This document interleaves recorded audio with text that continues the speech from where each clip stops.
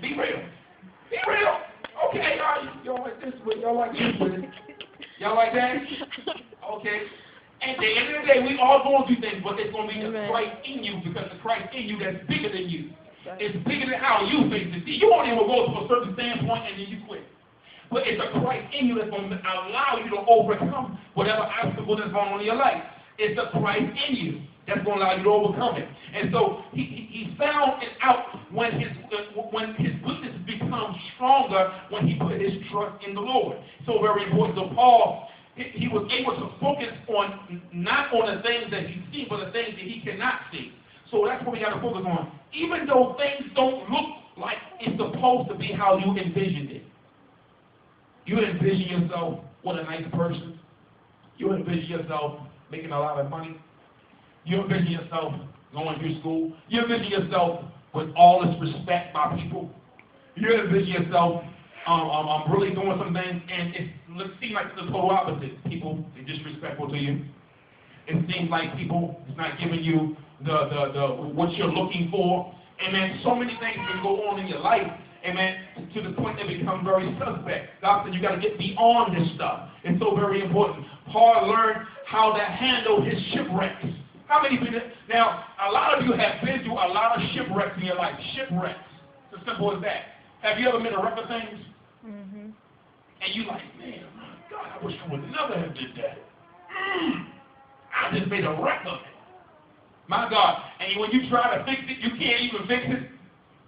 You're just going to have to learn how to just deal with it because you didn't made the mistake. So it's nothing that you really can do but just deal with the shipwreck. It's a shipwreck. So you just learn how to deal with it. And so we learn how to handle our shipwreck.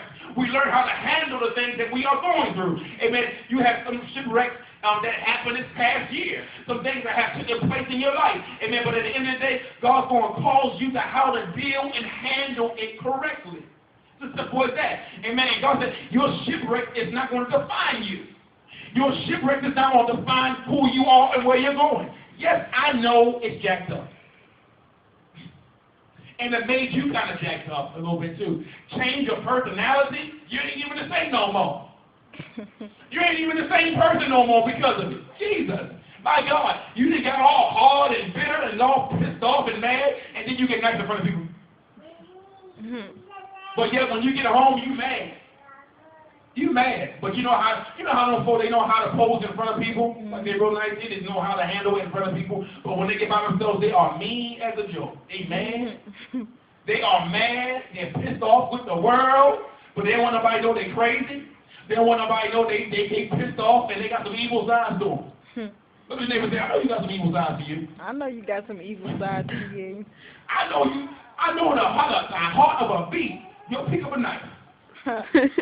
I know in the heart of a beast, you'll throw a stone at it. You'll throw a stone and the heart of a beast. But at the end of the day, God is saying, I'm going to cause you how to handle your shipwrecks. So very important. So you are above. God said, I finished strong. And so at the end of the day, he overcomes his circumstances. You overcome your stuff by your testimony. You overcome your obstacle by your testimony. Right. And so it's so very important for us to understand. So he finished strong by giving up himself. Mm-hmm. Give up yourself. What you holding on to? For real. What are you holding on to? You got one life. One life is gone. Once your life's gone, where are we going to spend eternity? Anybody want to talk about that? People think like, man, in your mind we think we're going to live forever.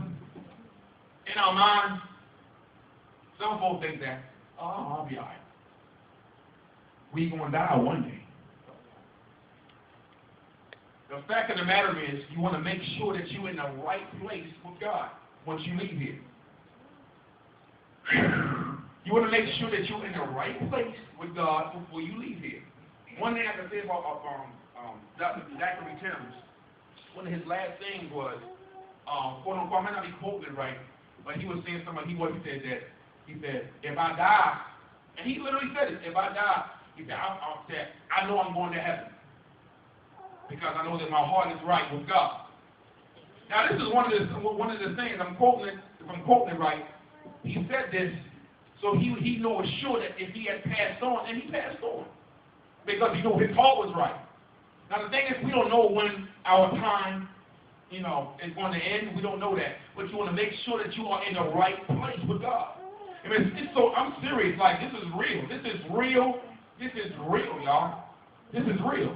People don't want to hear this part, though. They want to hear all prosperity message. I want my $1 million.